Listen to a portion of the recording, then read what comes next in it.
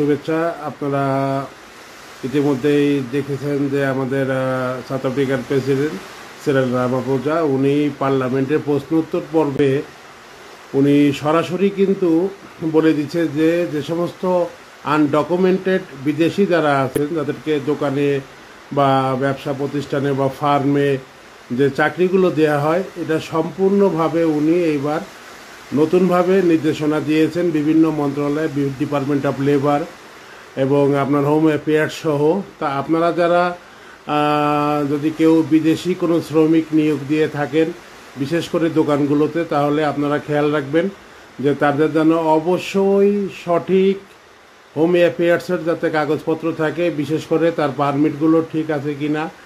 এবং পাশাপাশি আপনার যখনই একজন বিদেশি যখন একটা দোকানে কাজ করবে তখনই কিন্তু আপনার প্রশাসন হোক, সেটা পুলিশ হোক, সেটা হোম অ্যাফেয়ার্স অথবা ডিপার্টমেন্ট অফ লেবার, তারা কিন্তু দেখতে চাইবে যে আপনার ওয়ার্ক পারমিট কোথায়। কারণ একজন বিদেশি হিসাবে শুধু আপনার একটা অ্যাসাইলাম থাকলেই কিন্তু হবে না, আপনার কাজের অনুমতি লাগবে। যার কারণে কিন্তু প্রেসিডেন্ট 6 তারিখে সে কিন্তু প্রশ্নোত্তর পর্বে সে কিন্তু এই কথাটাগুলো সরাসরি বলছে পার্লামেন্টের প্রশ্নোত্তর পর্বে। এবং উনি এই আপনার এই প্রশ্নোত্তর পর্ব শুরু করার আগেই উনি আগেই বিভিন্ন দিক নির্দেশনা মন্ত্রণালয়গুলো, বিশেষ করে তার যে মন্ত্রণালয়ের যে টিম আছে, বিশেষ করে department of labour, home affairs, trade and industry, small business, তাদেরকে কিন্তু উনি একটা গাইডলাইন দিয়ে দিচ্ছে, যেটা বিগত দিনে কিন্তু গভর্নমেন্ট দেয় নাই। কারণ বিগত দিনে আপনারা জানেন যে সাউথ আফ্রিকায় এটা শুধুমাত্র এএনসি গভর্নমেন্ট কন্টিনিউ করছিল স্বাধীনের পর থেকে, 1994-এর পর থেকে।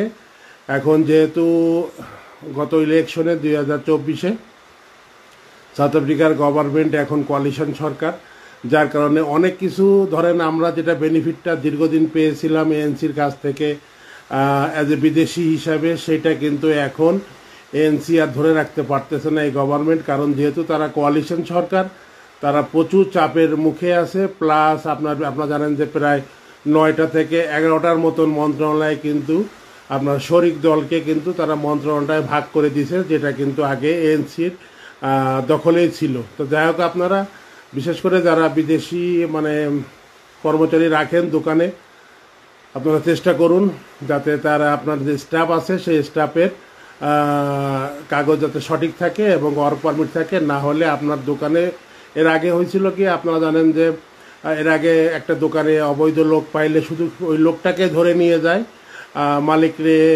ধরে না বা মামলাও করে না। কিন্তু বর্তমানে কিন্তু গত প্রায় সপ্তাহ 2 ধরে কিন্তু এখন যতগুলোই কিন্তু অপারেশন হচ্ছে বিভিন্ন মিউনিসিপ্যালিটিতে, তারা কিন্তু মালিককেও ধরে নিয়ে যাচ্ছে এবং মালিকের বিরুদ্ধেও মামলা করতেছে এই ইমিগ্রেশন অ্যাক্ট, লেবার অ্যাক্ট, এগুলো ভায়োলেশন করার জন্য। সুতরাং আপনারা একটু সতর্ক হয়ে থাকেন। অনেকে হয়তো বলতে পারে যে ডিসেম্বর আসলে এগুলো হয়, আসলে পরিবেশটা তেমন না। আপনার আগের ভিডিওতে বলছিলাম যে 2015 সাউথ আফ্রিকা আর 2025 সাউথ আফ্রিকা হোম অ্যাফেয়ার্স, এটা কিন্তু আমূল পরিবর্তন হয়ে গেছে। যার কারণে আপনারা চেষ্টা করেন যারা বিদেশি শ্রমিক নিয়োগ দেন তাদের ডকুমেন্টেশন, তাদের ওয়ার্ক পারমিট, তাদের পে স্লিপ, বেতনের কাগজ এবং আপনি যে স্যালারিটা পে করতেছেন এর প্রমাণ সব কিছু আপনি একটা ফাইল করে নিজের কাছে রাখেন। আর শেষ করার আগে একটা কথা একটু টাচ দিয়ে যায়, সেটা হলো নতুন অ্যাসাইলামের যে ঝামেলাটা চলতেছে কোর্টের রায়ের কারণে।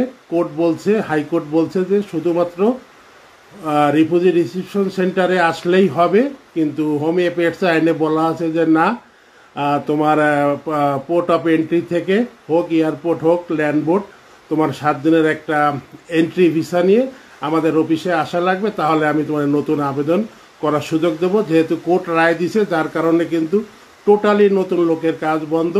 তো আমার ধারণা অতি শীঘ্রই ওই কনস্টিটিউশনাল কোর্ট থেকে ওই জাজমেন্টটা চলে আসবে।